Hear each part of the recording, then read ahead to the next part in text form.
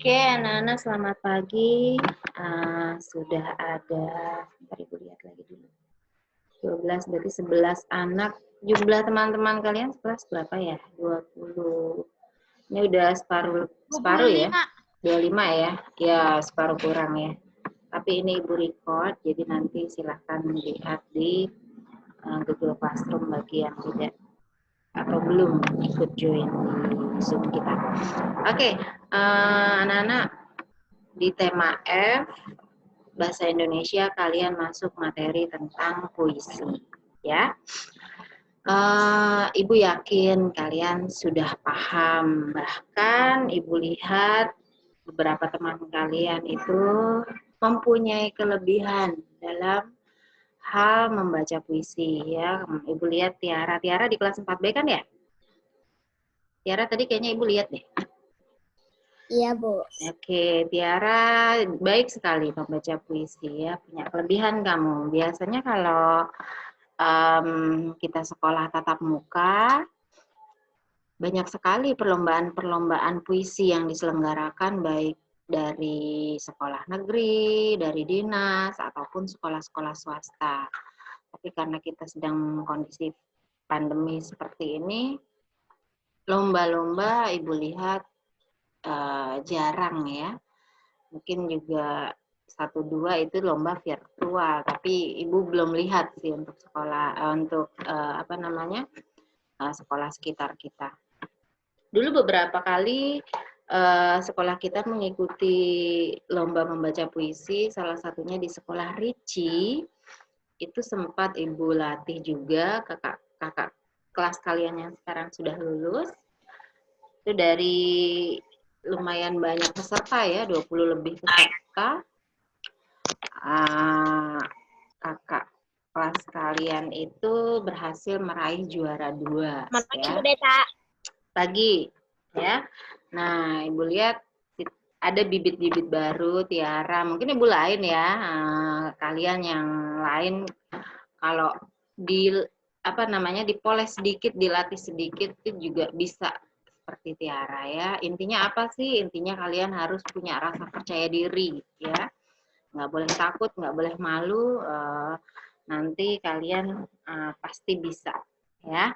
Nah, puisi, materi puisi ini mungkin dulu sudah dipelajari di kelas 1, mungkin ada bacaan di buku, ada puisinya. Kelas 2 ada, kelas 3 mungkin sudah sedikit dibahas tentang puisi. Nah, sekarang kelas 4 lebih kita perdalami masalah puisi ya. Masalah bait, baris, bunyi rima ya. Nah, sekarang kita belajar lebih jauh. Ada buku kalian di halaman 3, itu ada puisi yang judulnya Cita-Cita. Ya, silakan dibuka. Oke, ini ya, Ibu tulis di PowerPoint. Siapa yang berani membaca puisi ini? Ya, tahu ya, membaca puisi itu tidak seperti membaca berita. Membaca berita harus dengan intonasi yang cepat. Atau membaca cerita, bacaan teks cerita biasa, ya, intonasinya sedang. Tapi membaca puisi ini punya intonasi atau kecepatan itu yang lambat, ya. Ada nada naik turunnya, ya, atau iramanya, ya. Maka kalau dikatakan melagukan puisi, karena seperti lagu, ada lantunannya, ada naik turunnya, ya. Siapa yang berani coba membaca puisi ini? Judulnya Cita-Cita, karya Imam Ananta. Ya, siapa berani? Langsung aja. Tiara sudah tunjuk tangan tuh, ya. Nggak apa-apa ya, kita kasih kesempatan. Habis yang lain Ibu nggak lihat ada tunjuk tangan atau bersedia. Oke, nggak apa-apa deh Tiara. Ayo, yang lain, yang lain kalau Ibu suruh seperti ini, misalkan Ibu sering tuh ada bacaan Ibu suruh baca, langsung aja tunjuk tangan. Bukan berarti Ibu menyuruh, oh Ibu yang disuruh ini saja. Oh, bukan begitu ya. Karena yang siap yang tunjuk tangan ya anak yang berani, nanti yang nggak jarang tunjuk tangan nanti Ibu tunjuk deh. Ya Tiara, coba Tiara. Yang keras ya. Ya. Oke. Aku bertanya. Judul dan karya. Maaf. Tiara, Ibu revisi sebentar. Judul dibaca dulu, dan di bawah judul itu ada karya siapa. Dibaca. Cita-cita. Cita Karya Imam ya Ananta. Imam Ananta. Oke, yuk. Ayahku bertanya, apa cita-citaku? Aku menjawab, tidak tahu. Ibuku bertanya, apa cita-citaku? Aku menjawab, tidak tahu. Ayahku menasihati, jangan engkau ragu, haruslah tinggi cita-citamu. Sekalipun jalan di depan, panjang dan berliku. Ibuku menasihati, jadilah orang yang berguna, seperti bintang di angkasa, yang bersinar terang, memberi arah bagi siapa saja. Oke, bagus ya. Kasih tepuk tangan temannya. Ada yang mau coba satu anak lagi? Satu anak lagi? Silakan bersuara saja, buka mute-nya, sebut nama kalau mau. Jangan. Nggak ada. Bentar ya. Nah, itu mau mencari ini di laptop itu. Sambungkan cas. Oke, Tiara sudah membacakan puisinya tadi. Judulnya Cita-Cita, karya Imam Ananta. Nah, kalau pada buku kalian itu di bawah puisinya ya, setelah membaca puisi di atas, maka kalian diminta untuk mendiskusikan beberapa hal di bawah ini. Ya, kalau kita berada di sekolah, kita ketemu sama teman-teman, kita bisa berdiskusi. Ya, Ibu minta kalian buat kelompok. Tapi kan kita sedang masa pandemi tidak tatap muka. Kita belajarnya di rumah masing-masing melalui media, jadi kita tidak bisa berdiskusi dulu. Jadi kita coba menjawab beberapa pertanyaan ini bersama-sama ya. Nah, sebentar. Yang pertama, manakah yang merupakan bait dan baris ya? Mungkin sudah pernah belum dulu di kelas sebelumnya dibahas tentang bait dan baris pada puisi? Sudah pernah belum? Ya. Kalau pada bacaan itu untuk memisahkan antara yang satu dengan yang lainnya itu bentuknya paragraf, tetapi kalau pada puisi dikatakan atau disebut bukan paragraf, tetapi bait demi bait ya. Mana bait ini ya? Ini bait pertama ya. Sudah tahu ya, Ibu yakin kalian. Ini bait pertama ya. Lalu untuk membedakan dengan bait kedua, kalau paragraf itu tulisannya menjorok ke dalam, kalau bait pada puisi itu juga menjorok ke dalam, tapi diikuti oleh baris selanjutnya, baris kedua, ketiga, dan seterusnya juga menjorok ke dalam. Kalau paragraf kan yang menjorok ke dalam baris pertamanya saja, terus tulisan selanjutnya begini ya. Kalau mana nih? Kalau pada paragraf. Nah, jadi yang menjorok ke dalam pertamanya saja. Tidak pada puisi. Kalau puisi, semua baris dalam bait itu dibuat sejajar. Ya, jadi seperti ini untuk membedakannya.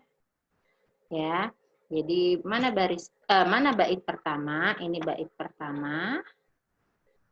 Ini bait kedua. Ini bait ketiga. Ini bait keempat, ya. Berarti dalam puisi Cita-Cita karya Imam Ananta terdiri dari berapa bait? 1, 2, 3, 4. Nah, puisi ini termasuk ke dalam jenis puisi baru. Apa sih puisi baru? Berarti ada puisi lama ya, Bu? Ada, nanti Ibu jelaskan ya. Nah, kenapa dikatakan puisi baru? Kita lihat jumlah barisnya tiap bait ini tidak sama atau berbeda-beda ya. Kita lihat kita lihat baris pertama, bait pertama. Bait pertama itu punya berapa baris? Yang dikatakan baris yang mana? Ini ya. Ini baris pertama. Baris pertama bait pertama, ya. Ini baris kedua bait pertama. Ini baris ketiga bait pertama. Ya, sampai sini paham ya? Nah, masuk ke bait kedua. Ini baris pertama bait kedua. Ya. Ini baris kedua bait kedua. Ini baris ketiga. Ini baris ketiga bait kedua. Ya. Nah, dan seterusnya. Ini baris pertama bait ketiga, baris kedua bait ketiga, baris ketiga bait ketiga, ngerti ya? Ya. Baris keempat baris keempat bait ketiga, baris kelima bait ketiga. Ya, sampai sini paham ya? Dan seterusnya. Ini nanti baris pertama bait keempat, baris kedua bait keempat, baris ketiga bait keempat, baris keempat bait keempat, baris kelima bait keempat. Ya. Nah, berarti jumlah baris tiap-tiap baitnya berbeda. Bait pertama terdiri dari berapa baris? 1, 2, 3, ya. Berarti di bait pertama terdiri dari 3 baris, ya. Bait kedua 1, 2, 3 juga terdiri dari 3 baris. Lalu bait ketiga terdiri dari 1, 2, 3, 4, 5. Bait ketiga terdiri dari 5 baris. Ya. Jadi harus bisa bedain antara baris dan bait. Jangan terbalik-balik. Ya. Lalu bait keempat atau bait terakhir ada berapa baris? 1, 2, 3, 4, 5. Ya. Bait terakhir atau bait keempat juga terdiri dari 5 baris. Ya. Nah, puisi itu nanti pada pengertiannya adalah rangkaian kata-kata memiliki kata yang berisi rangkaian kata-kata indah misalnya. Ada yang menyebutkan begitu, mengartikan puisi seperti itu. Ada yang barisan atau rangkaian kata-kata yang memiliki pola, irama, sajak. Nah, sekarang kita lihat ya. Supaya puisi itu terdengar indah ya atau enak didengar, maka si pembuat puisi itu biasanya membuat puisinya dengan beberapa aturan ya. Bukan aturan sih, tidak harus kalau dalam puisi baru. Ya, kita lihat ada yang namanya nih, Ibu tulis ya. Tadi pada puisi terdapat yang pertama judul. Tahu ya judul ya.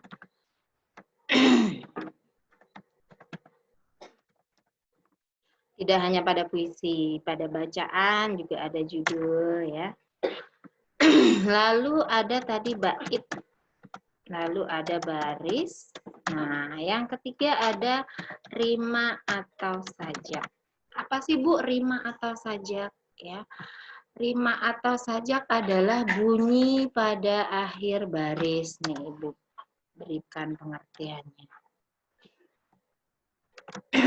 Adalah bunyi pada akhir baris.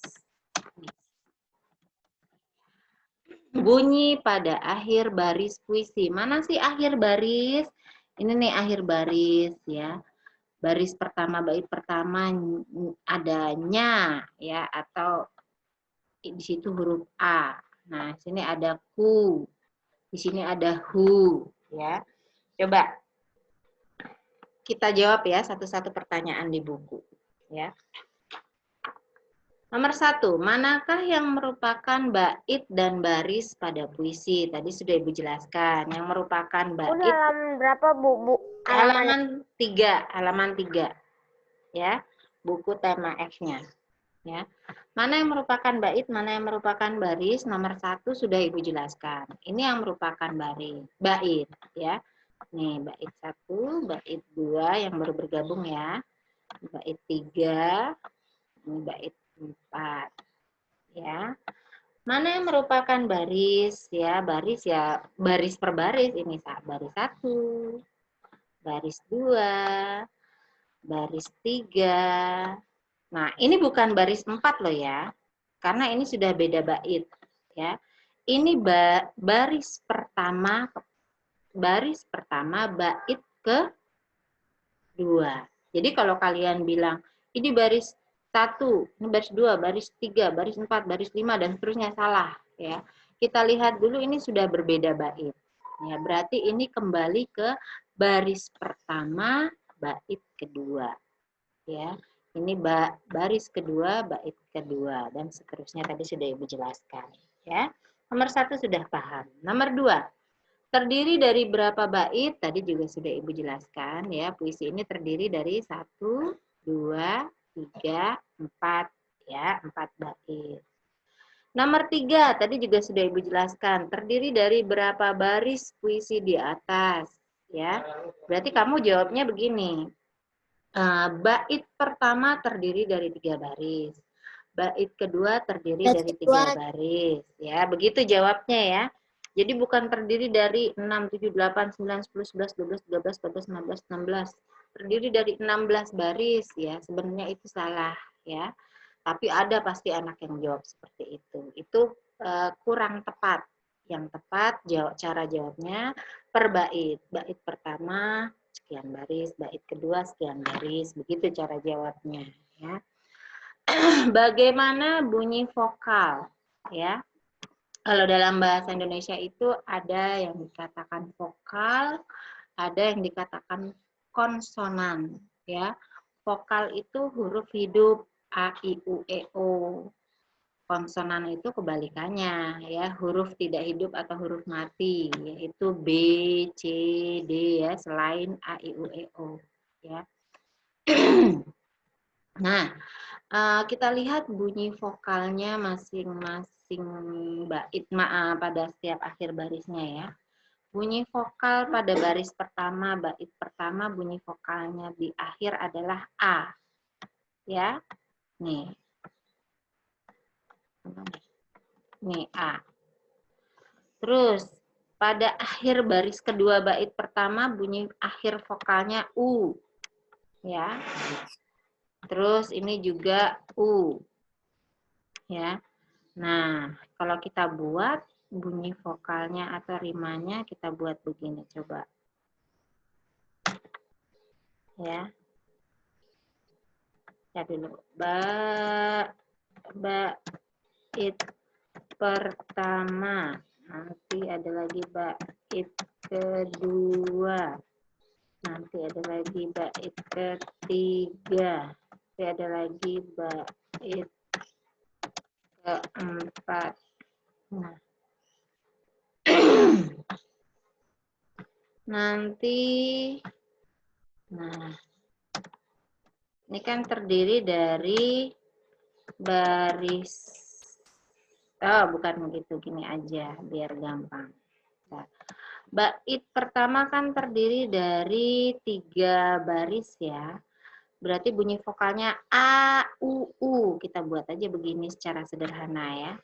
Bait pertama bunyi vokalnya A, U,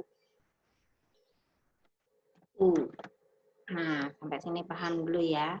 Mana sih Bu A, U, U nih bunyi akhir vokalnya? Ini loh. A, ya. Bunyi vokal huruf hidupnya nih. Bertanya, akhirannya A. Ini akhirannya U. Ini akhirannya U. Ya, paham ya? Nah, kita lihat baris kedua, bait kedua. Bait kedua. Baris pertama akhirannya A. Baris kedua U. Baris ketiga juga U. Wah, berarti ada kesamaan bunyi nih ya. Karena dia punya bunyi vokal yang sama. A, U juga ya. Nah, sampai sini paham ya? Nah, kita lihat di bait ketiga. Bait ketiga, bunyi vokal baris pertamanya I. Nih, ya. I. Lalu ada U. Lalu ada U. Lalu ada an. Ya. Lalu ada U. Coba kita tulis. Kita tulis berarti bunyi vokalnya yang bait ketiga ada I. Lalu ada U. Lalu ada U lagi, mu. Lalu ada an dari kata depan, nggak bisa a-nya berdiri sendiri karena ada akhiran an, n ya. Lalu ada u berliku. Nah, terus kita lihat di baris di bait keempat atau bait terakhir, ya. Nih, bait keempat, ya, vokal bunyi akhir vokal atau rima atas sajaknya i, ya. Terus a, terus a, terus di sini ada ang, terus di sini ada a. Ya, kalau kita tulis berarti ada bunyi akhir vokal atau rima atas sajak, ada i, ada a, ada a lagi, ada ang, terus ada a. Nah, ya, mana yang memiliki bait mana yang memiliki kesamaan bunyi, ya? Bait pertama dan bait kedua, karena dia memiliki kesamaan bunyi vokal atau kesamaan rima atau kesamaan sajak, yaitu a, u, ya. Sedangkan bait ketiga dan bait keempat itu bunyinya berbeda atau rimanya berbeda, ya. I, u, an, u, i, a, ang, a sudah berbeda, ya. Sampai sini paham dulu nggak? Paham belum? Paham ya? Paham, Bu. Paham ya? Nanti kalau Paham, Bu. Ibu menyajikan sebuah puisi lalu apa rima atas sajak atau bunyi vokal pada akhir baris puisi di atas harus tahu. Ya. Nah, ini adalah penjelasan Ibu untuk menjawab pertanyaan nomor 4. Ya. Nah, sekarang kita harus mengerti dulu ya, lebih memahami puisi dulu. Apa sih pengertian puisi ya?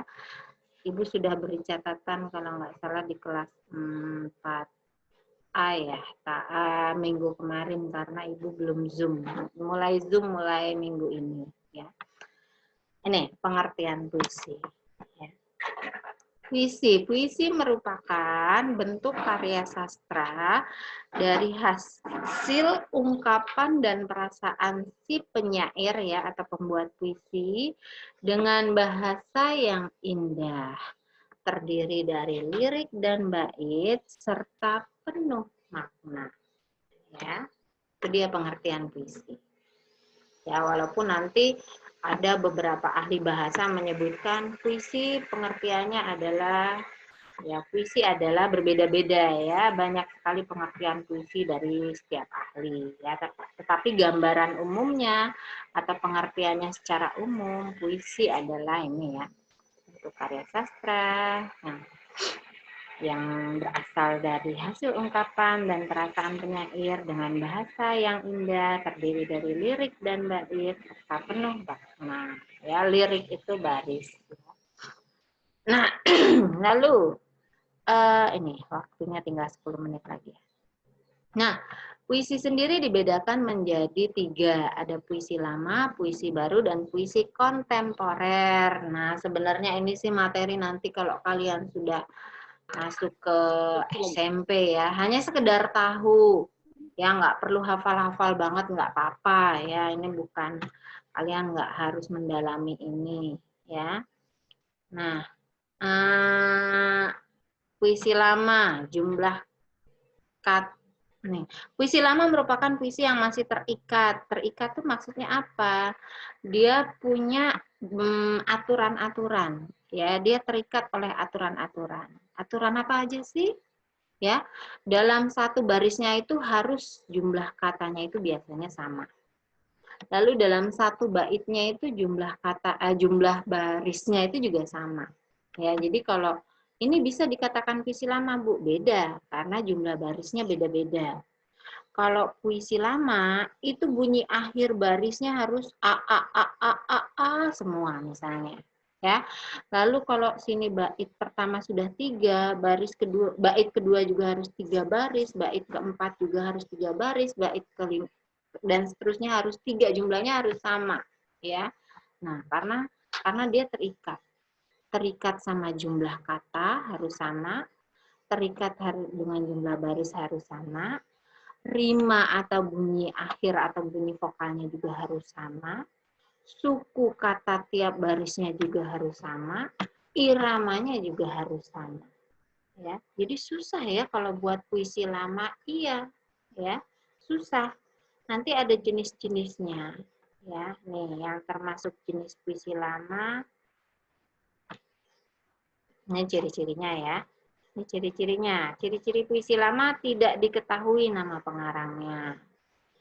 Penyampaiannya bersifat dari mulut ke mulut, sehingga merupakan sastra lisan, ya, bukan sastra tulis. Sangat terikat aturan-aturan. Ya, tadi sudah Ibu jelaskan. Nah, ini jenis-jenisnya. Ya. Syair, kalau kalian cari ya di Google, contoh syair, itu jumlah barisnya sama setiap bait, lalu bunyi akhirnya sama, ya. Pantun kan juga punya aturan. Dia harus punya bunyi akhir atau rima A, B, A, B. Nggak boleh seenaknya sendiri. Maka pantun disebut jenis puisi lama. Ya. Mantra, Karmina, ini nggak harus hafal ya. Hanya sekedar tahu saja. Ya. Kalau pantun mungkin kalian nanti di kelas 5 ya. Lebih Ibu jelaskan lebih jauh. Lalu ada yang disebut dengan gurindam, seloka, talibun, ya. Silakan dibaca dan nggak harus hafal. Ibu nggak menuntut kalian harus hafal, ya. Nanti ini kalian SMP lebih diperdalami lagi, ya. Bentuk mantra seperti apa, bentuk gurindam seperti apa, ini nanti materi SMP, ya. Nah, ada puisi lama berarti ada puisi baru, ya. Orang itu semakin zamannya semakin modern, nggak mau terikat sama aturan-aturan, ya. Susah buat puisi ada aturannya. Saya ini bisa merangkai kata-kata indah, tapi saya sulit kalau harus sama bunyi akhirnya, ya. Lalu harus sama setiap bait itu jumlah barisnya. Maka orang semakin modern, kayak kalian nih anak-anak modern, pasti diatur semakin sulit, ya. Nah, begitu juga sama sastrawan. Sastrawan ini bisa menulis puisi, tapi dia nggak mau terikat sama aturan, ya. Maka ada bentuk puisi baru yang dia itu tidak sudah tidak terlalu terikat sama aturan, ya. Nah, ini puisi baru merupakan puisi yang lebih bebas, ya. Baik dari segi baitnya, suku katanya, maupun bunyi akhir baris atau rimanya. Puisi baru lebih terpengaruh dengan khas bahasa atau gaya Eropa, gaya ya, bukan bahasa. Ya. Jadi orang-orang Eropa itu dulu punya banyak sekali sastrawan ya, atau penulis atau orang yang suka menulis puisi.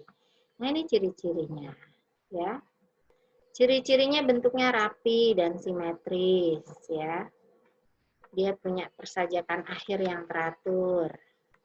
Ya, ini ciri-cirinya. Bu, harus dihafal, Bu. Enggak harus juga, hanya sekedar tahu, ya.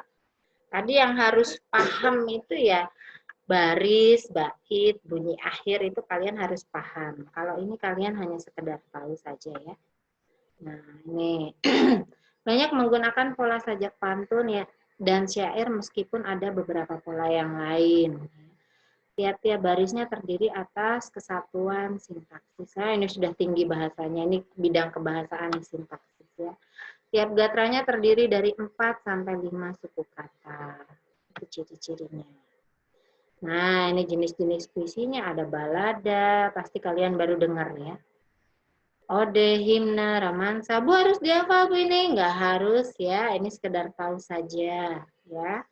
Himne, romansa, epigram, satire, elegi. Nah, ini jenis-jenis bentuk puisi baru. Ya. Yang terakhir ada puisi kontemporer. Ya. Puisi kontemporer merupakan jenis puisi yang berusaha keluar dari ikatan. Ya. Jadi dia nggak benar-benar nggak mau sama aturan. Ya. Terserah saya mau puisi saya baris pertama terdiri dari 10 baris, lalu di baris kedua hanya 1 baris, ya itu terserah saya. Ya. Jadi lebih modern lagi dari puisi baru. Ya. Lalu jenis puisi ini menyesuaikan pada perkembangan zaman dan tidak lagi mementingkan tentang irama, gaya, dan hal-hal lain. Ya. Nah, ini contohnya. Ya, mantra, konkret, beling. Ya. Bu harus dihafal nggak Bu? Sama seperti tadi ya, nggak harus. Ya. Yang penting kalian tahu ya, oh berarti ada jenis-jenis puisi ya, seperti ini ya. Nah, demikian penjelasan Ibu tentang puisi.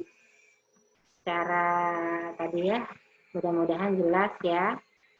Mana baris, mana bait, mana bunyi vokal pada akhir baris ya. Ada yang mau ditanyakan sebelum Zoom kita berakhir? Tinggal 2 menit lagi nih, tanpa terasa sudah mau berakhir. Bu, mau mencatat yang pengertian puisi lagi, Bu. Oke, nanti Ibu kirim ini setelah Zoom selesai pada Google Classroom ya. PowerPoint-nya mau Ibu kirim di Google Classroom ya. Baik, Bu. Oke. Ada yang mau ditanyakan lagi? Ada tugas apa nggak, Bu? Untuk hari ini nggak ada tugas dulu ya. Jadi Ibu selang-seling, kalau hari ini Zoom berarti belum ada tugas, minggu depan tugasnya ya. Nanti silakan bersiap untuk pelajaran di jam selanjutnya. Ya. Minggu Terima depan kasih, baru Bu. tugas. Ya. Oke, ada lagi yang mau ditanyain? Tanyakan. 1 menit lagi berakhir. Nggak ada, cukup jelas ya. Cukup jelas. Nanti banyak sekali puisi di halaman-halaman berikutnya. Silahkan kalau mau dibaca-baca puisi pada buku kalian. Ya. Nah, kalau anak-anak kalau sudah tidak ada yang ingin ditanyakan, karena sekarang kita jadwalnya dibuat terpisah ya, tidak seperti semester 1 kemarin. Ya. Semester 1 kemarin kita Zoom 2 kelas kita gabung, jadi kalau misalnya waktu Zoom, Ibu biasanya di kelas 5 seringnya, wah sudah 40 menit, ternyata Ibu belum selesai menjelaskan nih, agak panjang materinya.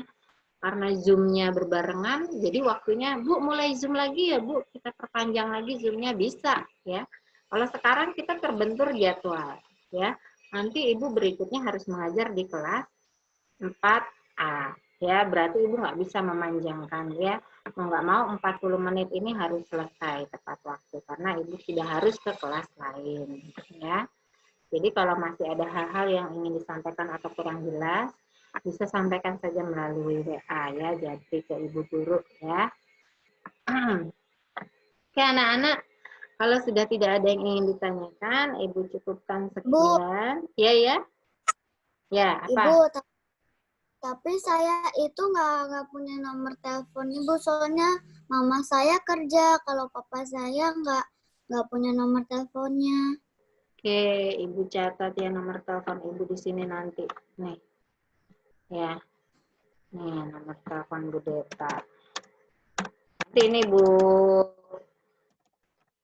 kirim di Google Classroom.